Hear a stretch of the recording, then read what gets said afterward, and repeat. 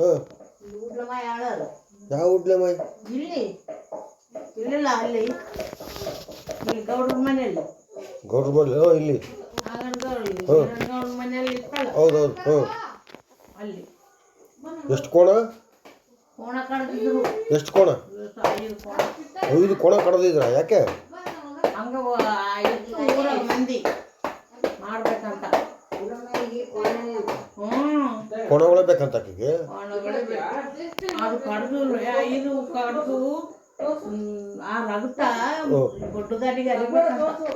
ಆ ಬೊಡ್ಡುಗಳಿಗೆ ಈ ಬೊಡ್ಡುಗಾಲ ಕೆಳಗಡೆ ಬೊಡ್ಡುಗಳಿಗೆ ತಗಲಬೇಕು, ಅಲ್ಲಿವರೆಗೆ ರಕ್ತ ಹನುಮಂತರ ಗುಡಿಯಲ್ಲಿ ಬೊಡ್ಡುಗಾಲ ಆಗಲ್ಲ ಅಲ್ಲಿಗೆ ಅರಿಬೇಕಂತ ಅಂದು ಹಂಗ ಹೇಳಿದ್ದಾರ.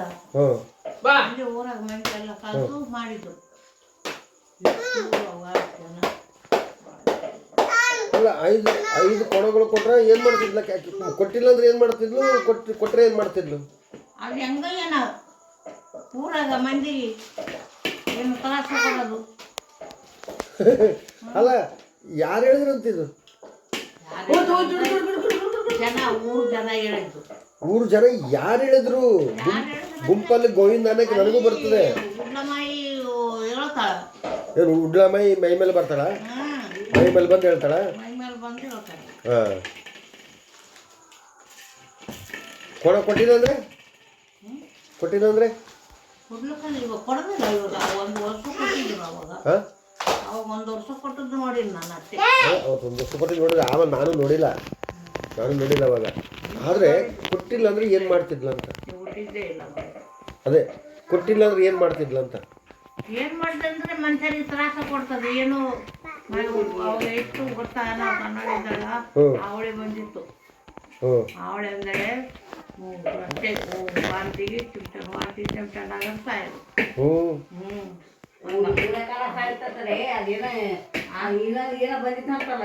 ಕೊರೋನಾ ಅವು ಹಿಂಸೆ ಏನು ಹಿಂಸೆ ಬರ್ತಿರ್ತಿಲ್ಲ.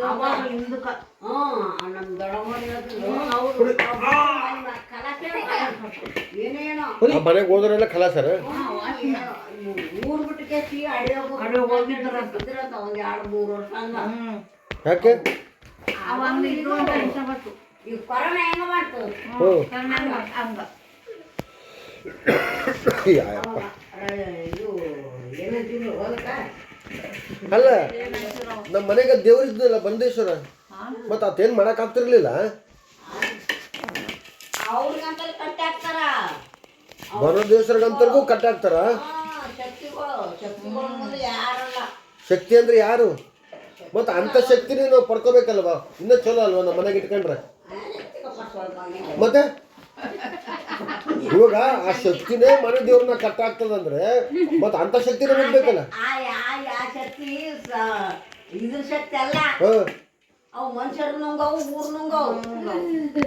ಇರ್ಲಿ, ಇವಾಗ ಅದು ನಮ್ಮ ಮನೆ ದೇವ್ರು ಇದ್ದಾರಲ್ಲ, ಮನೆ ದೇವ್ರು ಯಾಕೆ ಇದು ಮಾಡ್ತಾ ಇಲ್ಲ ಅಂತ ನಾನು ಕೇಳ್ತಾ ಇದ್ದೀನಿ.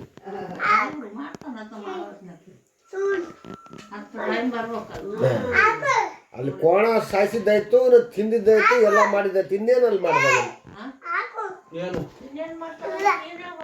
ಅಲ್ಲ ಎಲ್ಲಾರ ಮನೆ ದೇವರಾನ ಅತನ ಬಿಟ್ಬಿಟ್ಟು ಅತನ ಕೇಳೋದು ಬಿಟ್ಬಿಟ್ಟು ಬೀದಲ್ಲಿ ಹೋಗೋ ದಾಸೆ ಮಾತು ಕೇಳ್ಕೊಂಡು ಮನೆ ಸಂಸಾರ ಮಾಡ್ಕೊಂತಾರ. ಮತ್ತೆ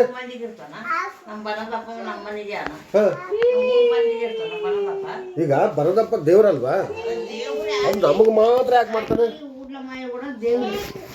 ಆಕೆ ದೇವ್ರ ಆಗಿದ್ರೆ ಮನುಷ್ಯರಿಗೆ ತೊಂದರೆ ಕೊಡ್ತಿರ್ಲಿಲ್ಲ.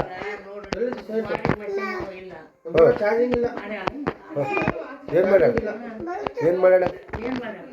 ಬರೀ ಕೆಟ್ಟದೇ ಮಾಡ್ಯಾಳ. ಮತ್ತೆ ಕೆಟ್ಟದ್ ಮಾಡ್ಯಾಳ. ಅದನ್ನ ಹೇಳ್ತಾರೆ ಈಗ ಕೆಟ್ಟದ್ದು ಕೇಳು ಕೆಟ್ಟದ್ದು ಮಾಡೋರಲ್ಲ ದೇವ್ರು ಅನ್ಸ್ಕೊಳಲ್ಲ. ಅರ್ಥ ಆಯ್ತಾ? ಕೆಟ್ಟದ್ದು ಮಾಡ್ತಾರಲ್ಲ ಅವ್ರು ದೇವ್ರು ಅನ್ಸ್ಕೊಳ್ಳಲ್ಲ. ಇವಾಗ ನಾನು ಕಳ್ತನ ಮಾಡ್ತೀನಿ, ನಾನು ಶಿವನ ಭಕ್ತ ಅಂತ ಹೇಳಿದ್ರೆ ನಂಬ್ತೀನಿ ನೀನು? ನಾನು ಕಳ್ತನ ಮಾಡ್ತೀನಿ, ವ್ಯಭಿಚಾರ ಮಾಡ್ತೀನಿ, ನಿಮಗೆ ಬೇಡವಾದ ಕೆಲಸಗಳೇ ನಾನು ಮಾಡ್ತೀನಿ. ಆದರೂ ವೇಷ ಹಾಕ್ಕೊಂಡು ಈವಿ ಹಚ್ಕೊಂಡು ಕುಂಕುಮ ಹಚ್ಕೊಂಡು ಮನೆಗೆ ಬಂದರೆ ನಂಬ್ತೀರಾ? ನನ್ನನ್ನು ನಂಬ್ತೀರಾ? ನಂಬಲ್ಲ. ಇದು ಹಂಗೇನೆ, ಕೆಟ್ಟವ್ರು ಯಾವತ್ತೂ ದೇವ್ರು ಆಗೋದಿಲ್ಲ. ಯಾವತ್ತೂ ಕೆಟ್ಟವ್ರು. ನೋಡು, ನಿನ್ನ ಹೊಟ್ಟೆಲ್ಲಿ ಹುಟ್ಟಿದ್ರೆ ತಾನೆ ಅದು ಕನಿಕರ ಇರೋದು. ನಾವು ಅವ್ರ ಹೊಟ್ಟೆ ಹುಟ್ಟಿಲ್ಲ, ಅದಕ್ಕೆ ಅವ್ರು ನಮ್ಮ ಮೇಲೆ ಕನಿಕರ ಇಲ್ಲ ಅವ್ರಿಗೆ, ಅದಕ್ಕೆ ನಮ್ಮನ್ನು ತೊಂದರೆ ಕೊಡ್ತದೆ. ಅಂಥ ದುಷ್ಟಾತ್ಮಗಳನ್ನ ಸಾಕೋದೇ ನನ್ನ ಕೆಲಸ.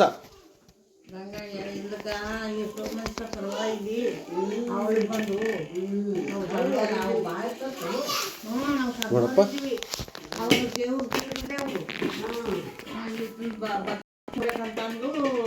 ದೇವ್ರನ್ನ ಅಲ್ಲಿ ಮಸೀದಾಗ ಹಾಕಿ ಕೀಲಿ ಹಾಕಿಬಿಟ್ರ.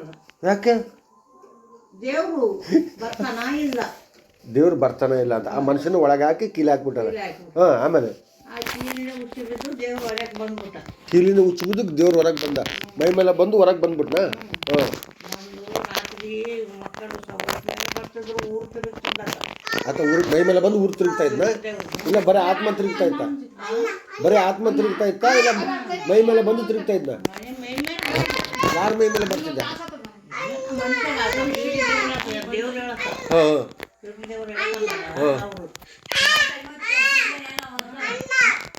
ಆಯ್ತು, ಅವರಿಂದ 5 ಜನ 11 ಜನ ತಿರುಗಬೇಕು, ನೀರಾಗ ಮುಳುಗಬೇಕು, ಬರ್ಬೇಕು. ಹಾಂ, ಆಯ್ತು, ದೀನ್ ಅಂತ ಹತ್ತಿಗಳು ಹಿಡ್ಕೊಂಡು ಅದೇ ದೋಸ್ತರಾದಿನ ಅನ್ಕೊಂಡ್ ಬರ್ತಾರೆ. ಹ್ಞೂ ಆತನಿಂದ ಬರ್ಬೇಕು. ಹ್ಞೂ ಹಂಗ ಊರೆಲ್ಲ ತಿರುಗ್ತಿದ್ದಾತ. ಹಾಂ ಅವಾಗ ಅವಳಿಗೆ ಬಂದಾಗ ಹ್ಞೂ ನಾವು ಸಣ್ಣವರಿದ್ದೇವೆ ನೋಡ್ತೀವಿ, ಹ್ಮ್. ಅಷ್ಟು ಜಾಸ್ತಿ ಇಲ್ಲ. ಹಿಂಗೆ ತಲ್ವಾಕಲು ಹಾಕ್ಯಾನು ಮುಚ್ಕೊಂಡು ಮಕ್ಕಂಡು ಬಿಟ್ಟಿವಿ. ಹ್ಞೂ ಮಕ್ಕಂಡು ಬಿಟ್ಟ ನಾ ಆಯ್ತು ಆತ ಬಂದು ಬಾಕ್ಲ ಮುಂದೆ ನಿಂತಾನ. ಹ್ಞೂ ದೀನ್ ಅಂತ ಹ್ಞೂ ಬಾಕ್ಲ ಮುಂದೆ ನಿಂತಾರೆ. ನಮ್ಮ ಹಿರ ಮಕ್ಕ ಏನು ಮಾಡಿದ್ರು, ಹೋಗಿ ಗೂಳಿ ತೆರೆದು ಹ್ಞೂ ತೆರೆದಾಗೆ ನಮ್ಮ ಪುಸ್ತಕ ಅಂತಿತ್ತಲ್ಲ, ಹ್ಞೂ ಅಲ್ಲಿ ಬಂದು ನಿಂತತ ಹ್ಞೂ ದೇವ್ರು, ಹ್ಞೂ ಸುರ್ಕ ದೇವ್ರು ಹ್ಞೂ ಬಂದು ನಿಂತಗಾಗೆ ಆಯಿತು. ನಮ್ಗೆ ನವಲಿ ಕಟ್ಟು ಇಟ್ಕೊಂಡು ತೆಲ್ ಮೇಲೆ ಹೊಡೆದ್ರು. ನಮ್ಮಮ್ಮ ಉಪ್ಪು ಸುಮ್ತಿದ್ವಿ. ಹ್ಞೂ ಆಯ್ತು ಬಂದು ಹೊಡೆದು ಕ್ಯಾಕ ಹೊಡೆದು ನಿಂತ್ಬಿಟ್ಲಾಗಿತ್ತ ಮುಂದೆ. ಆಕೆ ಹೋಗಿ ಆತ ಮುಂದೆ ನಿಂತುಬಿಟ್ಲ. ಯಾಕೆ? ದೇವ್ರು ಬಂದು ಮುಂದೆ ನಿಂತುಬಿಟ್ಟು. ಹ್ಞೂ ಎಲ್ಲ ಹೊಡೆದ್ಮ್ಯಾಕ ಹ್ಞೂ ನೋಡಿದ ಹೋಗ್ಬಿಟ್ಟು. ತಣ್ಣಗಾಡ್ಬಿಟ್ಟು. ಮತ್ತೆ ಅವಳು ಬಂದರೆ ಹಂಗ ಅವಾಗ ಹಿಂದಕ್ಕೆ ಹಂಗೆ ಮಾಡ್ತಿದ್ರು. ಹ್ಞೂ ಅಂದರೆ ದುರಾತ್ಮಗಳಿಗೆ ನಾವು ಗುಲಾಮರಾಗಿದ್ದೀವಿ ಅಂತ ಲೆಕ್ಕ. ಹಾಂ, ಅಂದರೆ ಎಲ್ಲ ಕೆಟ್ಟದ್ದೇ ಮಾಡ್ತಾರೆ. ಮಾಡಿಲ್ಲ ಒಪ್ಕೊಳ್ಳಿಲ್ಲ ಅಂದ್ರೆ ಕೆಟ್ಟದ್ದೇ ಮಾಡ್ತಾರಲ್ವ. ತಾಯಿ ತನ್ನ ಮಗ ಎಷ್ಟು ಒದ್ರೇನು, ಎಷ್ಟು ಹಲ್ಕ ಕೆಲಸ ಮಾಡಿದ್ರೇನು ತನ್ನ ಮಗನ ಸಾಯಿಸೋದಕ್ಕೆ ಒಪ್ಕೊಳ್ಳೋದಿಲ್ಲ. ಅದಕ್ಕಿಂತ ಅಂಥ ದುಷ್ಟಾತ್ಮಗಳಕ್ಕಿಂತ ತಾಯಿ ಪ್ರೀತಿನೇ ಮೇಲು. ಅಂಥ ಪ್ರೀತಿ ದೇವ್ರಿಗೆ ಮಾತ್ರ ಇರುತ್ತೆ. ಆ ದೇವ್ರು ಯಾರು ಅಂತ ತಿಳ್ಕೊಳ್ಳೋದು ತುಂಬ ಇಂಪಾರ್ಟೆಂಟು. ಹಾಂ, ಮುಂದೆ ಇನ್ನೇನಾಯ್ತು, ಊರೆಲ್ಲ ತಿರುಗ್ತದ. ಅವಾಗಲಿಂದ ಅವಳಿಗೆ ಕಡಿಮೆ ಆಯ್ತು, ಯಾರು ಸಾಯಿಲಾರ್ದಂಗೆ ಅದು. ಅವಾಗ ಅವಳಂದ್ರೆ ಮಾರಮ್ಮವ್ವ ಅಂತಿದ್ರು ಅವರು. ಮಾರಮ್ಮನ ಗುಡಿ ಇಲ್ಲ, ಏನೋ ನೋಡಿಲ್ಲ ಅವಾಗಿಂದ. ನಾನು ಹಂಗೆ ನಾನು ಈಶ್ವರ ಗುಡಿ ಬಿಟ್ಟರೆ ಬೇರೆ ಯಾವ ದೇವ್ರಿಗೆ ಹೋಗ್ತಿರ್ಲಿಲ್ಲ ನಾನು. ಅದು ಏನಕ್ಕೋ ಗೊತ್ತಿಲ್ಲ. ಯಾವಾಗ ದೇವ್ರು ಮಾಡ್ತಾರೆ ನಾವು, ಇವಾಗ ಕೂಡ ಮಾಡ್ತಾರೆ. ಮಾರಮ್ಮವ್ವ ಮಾದರಿಗೇರಿ ಒಲೆಯರಿಗೆರಾಗ ಹಾಕಿ ಅಲ್ಲಿ ಇದ್ದರೆ ಅವರು ಉಗಾದಿ ಹಬ್ಬಕ್ಕೆ ಅಮಾಸಿನ ಹೋಗ್ತಾರ. ಬಾಜಿ ಬಜೆ ಅಂತಾರೆ ಎಲ್ಲ ಕಳಸ ಮುಚ್ಕೊಂಡು ಹೋಗಿ ಒಳಗೆ ಹೋಗಿ ನೀರು ತರಬೇಕು. ಕೃಷ್ಣ ಒಳಗೆ ಹೋಗಿ ಯಾದಗಿರಿ ಒಳಗೆ ಹೋಗಿ ತಂದು ಬಂದು ಅವ್ರು ಬರೋತ್ನಾಗ ಮತ್ತೆ ಇವ್ರು ಬಾಜಿ ಬಜೆ ಅಂತ ಹೋಗಿ ತೊಗೊಂಡು ಬರ್ತಾರೆ.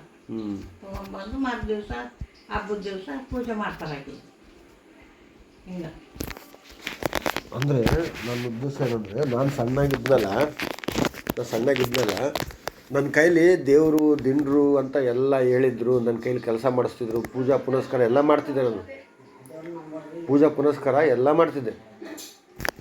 ಒಂದೇ ಮನೆ ಇದ್ದಾಗ ಅತ್ತಿ ನಾವೆಲ್ಲ ಒಟ್ಟಿಗೆ ಇದ್ದಾಗ ನನ್ನ ಕೈಲಿ ಪೂಜಾ ಪುನಸ್ಕಾರ ಮಾಡ್ತಿದ್ದೆ. ಏನು ಮಾಡ್ತಿದ್ದೆ, ಮುಂಜಾನೆ 5 ಗಂಟೆಗೆ ಎದ್ದು ಸ್ನಾನ ಮಾಡಿಕೊಂಡು ಲುಂಗಿ ಕಟ್ಕೊಂಡು ಇವೆಲ್ಲ ವಸ್ತುಗಳು ತೊಳಿತಿದ್ದೆ ನಾನು. ಎಷ್ಟು ವಸ್ತುಗಳಿದ್ವಲ್ಲ ಅಷ್ಟು ವಸ್ತುಗಳು ತೊಳೆದು ಕುಂಕುಮ ವಿಭೂತಿ ಹಚ್ಚಿ ಪೂಜೆ ಮಾಡ್ತಿದ್ದೆ ನಾನು. ದೇವ್ರ ಪೂಜೆ ಮಾಡ್ತಿದ್ದೆ. ಇದನ್ನು ನನಗೆ ನೀನೇ ಮಾಡಬೇಕು, ಮನೆಗೆ ದೊಡ್ಡವ್ನು ನೀನೇ ಮಾಡಬೇಕಪ್ಪ, ಹಂಗೆಲ್ಲ ಅನ್ಬಾರ್ದು. ನಾನು ಕೇಳ್ತಿದ್ದೆ, ನನಗಿಷ್ಟೆಲ್ಲ ಬೇಸರ ಆದರೂ ಕೂಡ ನಾನು ಮಾಡಬೇಕಾ? ದೇವ್ರಿಗೆ ಗೊತ್ತಾಗೋದಿಲ್ಲ ನನಗೆ ಬೇಸರ ಆಗ್ತದಂತ ಅಂದಾಗ ಹಂಗೆಲ್ಲ ಅನ್ಬಾರ್ದಪ್ಪ, ನಾವು ಮಾಡಬೇಕು ಅಂತ ಈ ರೀತಿ ಹೇಳಿ ನನಗೆ ಮಾಡಿಸ್ತಿದ್ರು. ಆದರೆ ನಾನು ಬಾಂಬೆಗೆ ಒಂಟಿಯಾಗಿ ಜೀವನ ಮಾಡಿದ್ದೀನಿ. ಯಾವ ದೇವರಿಲ್ಲ, ಯಾವ ದಿಂಡ್ರಿಲ್ಲ, ಯಾವ ದೆವ್ವ ಇಲ್ಲ, ಯಾವ ತಂದೆ ಇಲ್ಲ, ಯಾವ ತಾಯಿ ಇಲ್ಲ. ಅಂಥವ್ರ ಮಧ್ಯದಲ್ಲಿ ನಾನು ಒಂಟಿಯಾಗಿ ಜೀವನ ಮಾಡಿದ್ದೀನಿ.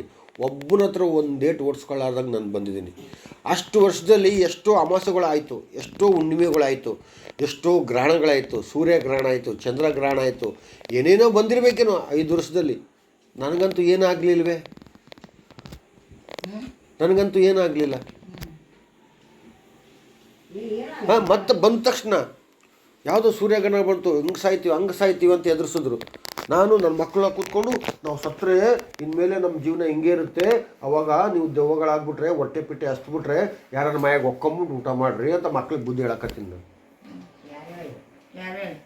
ಅಲ್ಲಿ ಬೆಂಗಳೂರಾಗಿದ್ದಾಗ ಅಮ್ಮ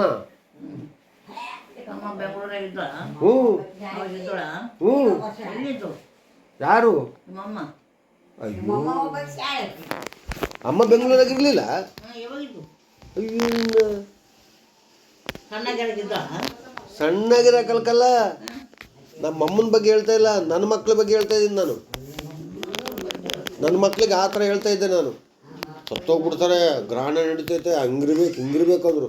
ನಾನು ಸತ್ತೋದ್ರೂ ಕೂಡ ಜೀವಿತವಾಗಿದ್ದರೆ ನನ್ನ ಮಕ್ಕಳು ನೋಡೋಕ್ಕಾಗೋದು, ಸತ್ತ ಮೇಲೆ ನಾವೆಲ್ಲ ನೋಡ್ಕೊಳಕ್ಕಾಗ್ತೀವಿ ಅಂದ್ಬಿಟ್ಟು ಅವರಿಬ್ಬರಿಗೂ ಉಪದೇಶ ಹೇಳ್ತಾ ಇದ್ದೀನಿ ನಾನು. ಏನಂತ, ಸತ್ತರೆ ಹಸುವಾದರೆ ನಿಮಗೆ ಮನುಷ್ಯರ ಮಯಕ್ಕೆ ಸೇರ್ಕೊಳ್ರಿ, ತಿನ್ನಿರಿ ಅಂತ ಹೇಳ್ಕೊಡ್ತಾ ಇದ್ದೀನಿ ನಾನು. ಅಂಥ ಆಲೋಚನೆ ನಮ್ಗೆ ಏನೂ ಆಗಿಲ್ಲ ಆ ಟೈಮಲ್ಲಿ. ಇದುವರೆಗೆ ಏನೂ ನಡೆದಿಲ್ಲ ನನ್ನ ಜೀವನದಲ್ಲಿ. ಇದು ಆಯಿತು, ಮಾಡ್ತು, ಬಂತು ಅಂತಾರೆ, ನನ್ನ ಕಣ್ಣಿಗೇನು ಕಾಣಿಸಿಲ್ಲ ಇದುವರೆಗೂ.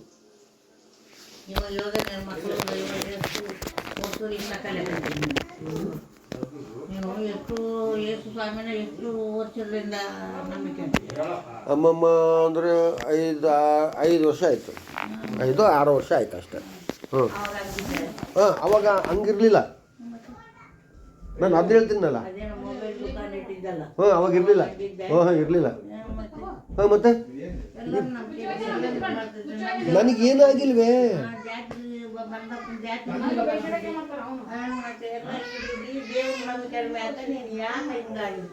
ಇವಾಗ ನಾನು ಅದೇ ನಿಮ್ಮ ದೇವ್ರ ಬಗ್ಗೆ ನನಗೆ ಕ್ಲಿಯರಿಟಿ ಕೊಡ್ಬೇಕು. ನನಗೆ ಗಾಳಿ ಮಾತು ನೀವು ನಂಬಿರ್ಬೋದು, ಅದನ್ನೇ ನನ್ನನ್ನು ಫಾಲೋ ಮಾಡೋ ಅಂತ ನೀವು ಹೇಳ್ತಾ ಇದ್ರಿ, ಕರೆಕ್ಟ್ ತಾನೇ?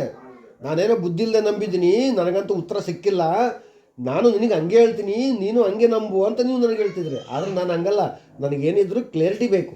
ಆತ ಹೆಂಗೆ ಹುಟ್ಟದ,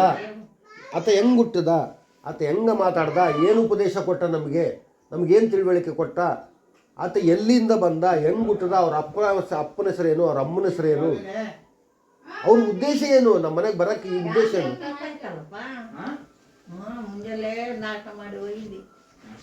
ಅಷ್ಟೇ.